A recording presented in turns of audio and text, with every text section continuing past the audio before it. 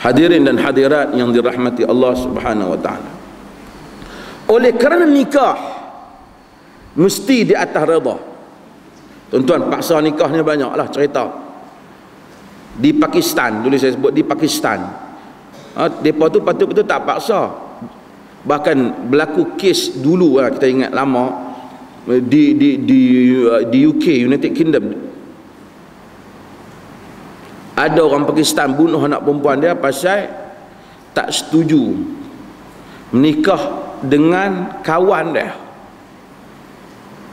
Dia rasa dia bapak, dia boleh paksa.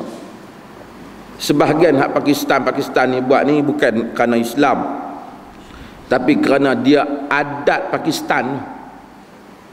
Adat bangsa-bangsa ni tuan-tuan telah mencemarkan wajah Islam. Adat orang Arab terhadap wanita, orang Arab boleh kira. Cuma orang Arab ni dia cemburu. Baguslah cemburu tu. Setengah orang tak cemburu, bini dia dengan bini orang pun dia tak boleh beza.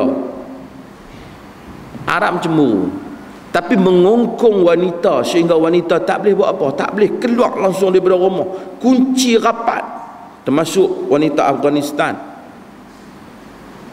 Sehingga beberapa kes di Afghanistan dan Pakistan, dia rela isteri dia mati daripada nak lahirkan anak, daripada isteri dia dirawat oleh doktor lelaki.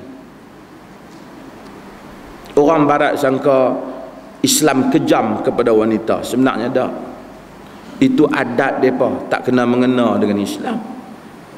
Islam sangat open minded berhubungan wanita. Jika tidak kerana Islam, ini menikah syirar ni, menikah jahiliyah yang didentang oleh Nabi SAW. Menikah mesti, kahwin mesti dengan redha. Pak jangan masuk campur masalah kepentingan dia.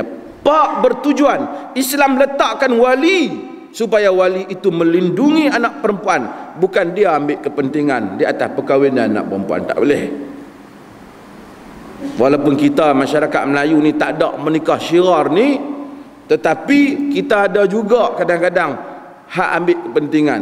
Dia tak mahal-mahal hantaran nikah. Pasal keluarga ambil ya. Dia tak murah saja mahar. Hantaran nikah ni tidak termasuk daripada apa yang disuruh oleh Islam. Mahar tu kadang-kadang RM80, 8 kupang. Hantaran kahwin RM15,000. Kalau nak tak RM15,000, letak. Dah nak tak juga, tak tu sebagai mahar.